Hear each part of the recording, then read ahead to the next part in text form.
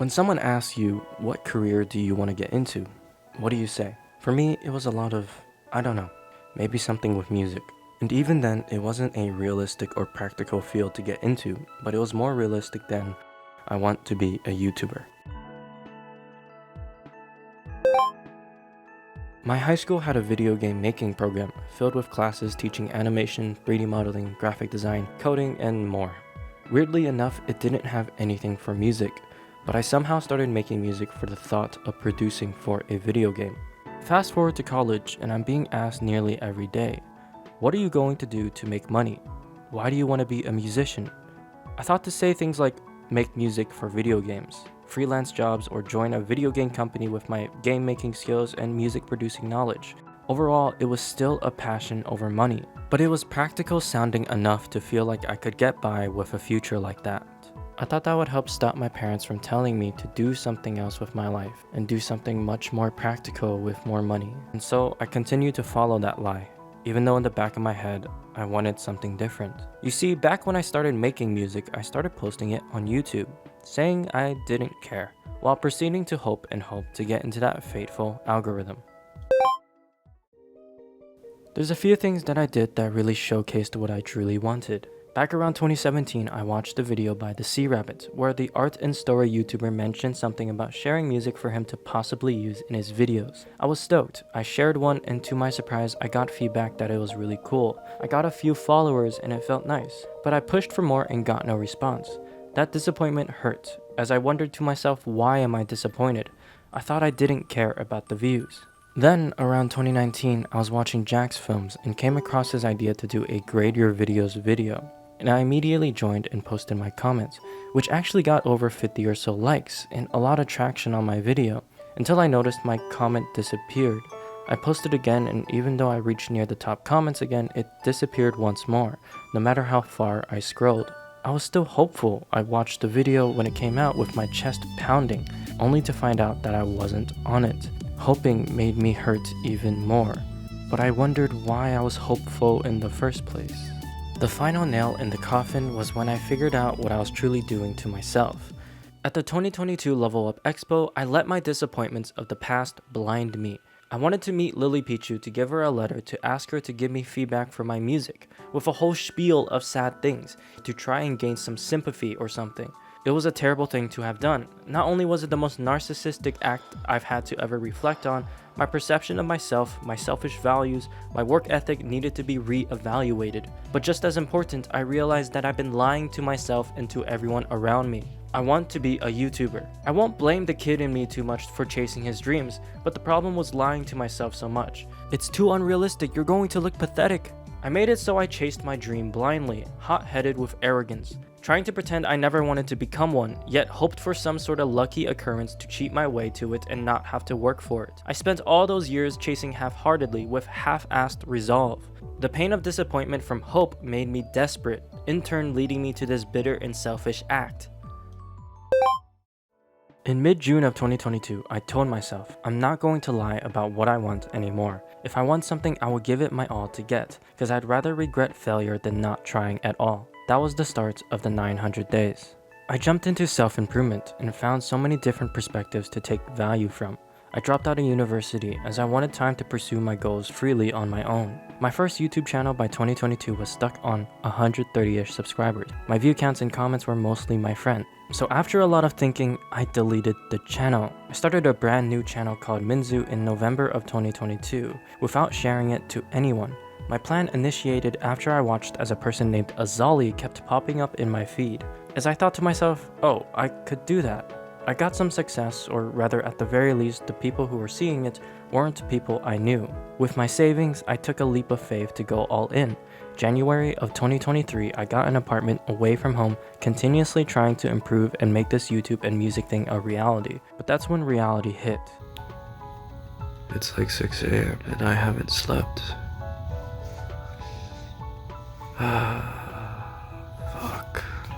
I am an extreme insomniac. And to make it worse, from sanitary issues to power outages to useless fire alarms to high crime rates, my first apartment wasn't safe. I felt a huge load of stress telling myself I need to make the most out of my freedom so that I can get somewhere safer. Burning through my savings, pouring my blood, sweat, and tears to make something. I tried making music every day for a bit, twice. I tried making shorts. I even tried learning to animate. I had 2 other channels I tested things on. It was just post, learn, repeat. And I ended up getting the channel to around 300 subscribers, around June, after the first year of pursuing this wholeheartedly and living true to myself.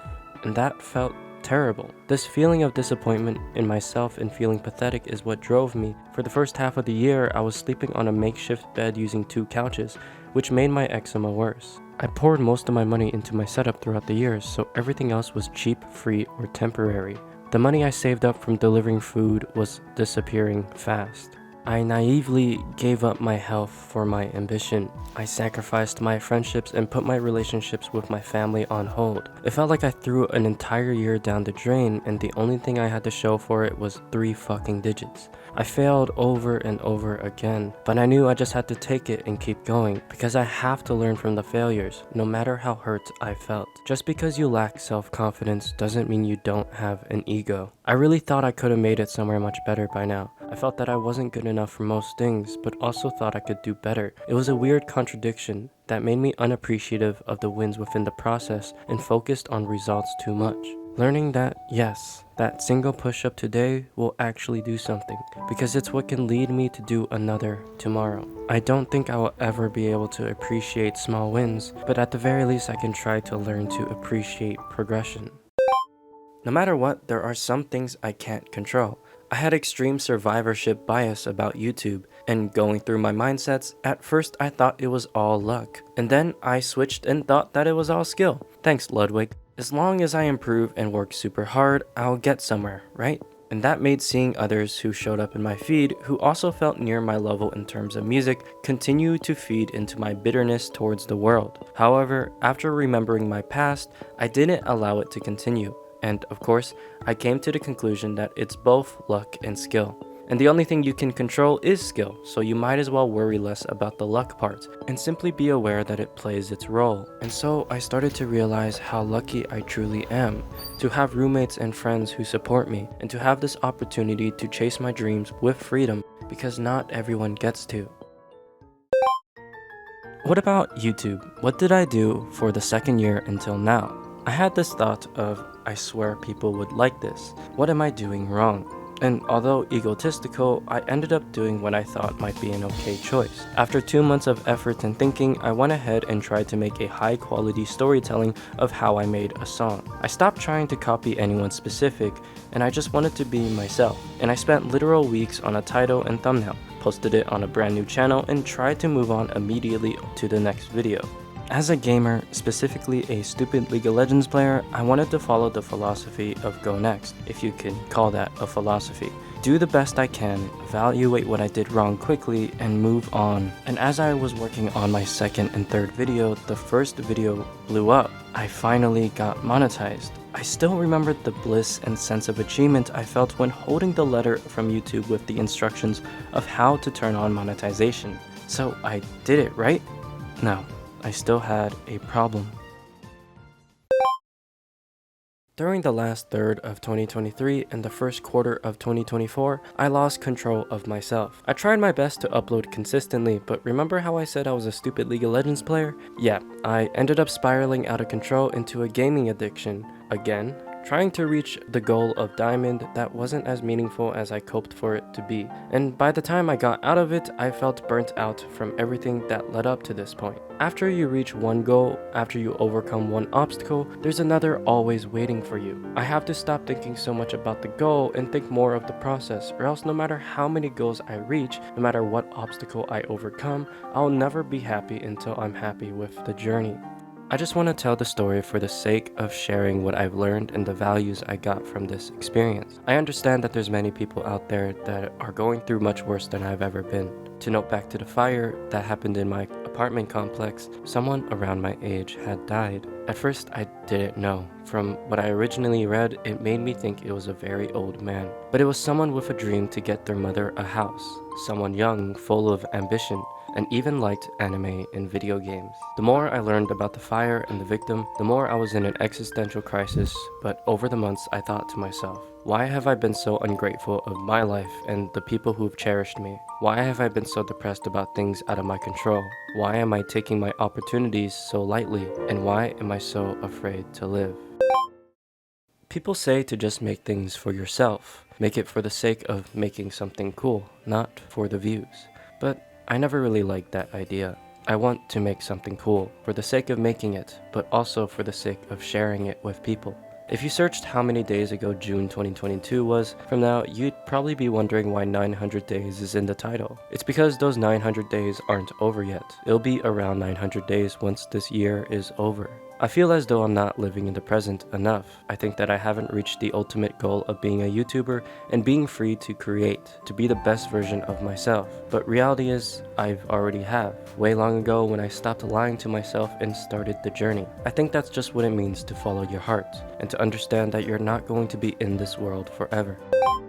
Now, I have a theory, and an experiment to test the theory. The goal is to help me live in the present, live and enjoy the process of improving my craft, to ease the harsh amount of desire for bigger numbers and comments, and to turn it into the simple want to share. So what's the experiment? I'm going to be posting as consistently as possible while trying to improve without looking at analytics, comments, or anything about my channel for the rest of the 900 days. I'll start to check it again around late November, so I'll see you then. If you want to support me for free, you can check out my music on most streaming platforms. Just moved out. Got a great view. Got a great view. Oh my god! I like how in my folder called apartment grind videos, I just have a random picture of so innocent and pure. I'm busy, bro. I'm bored.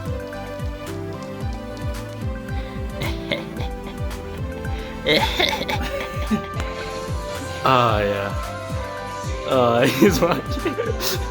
He's watching.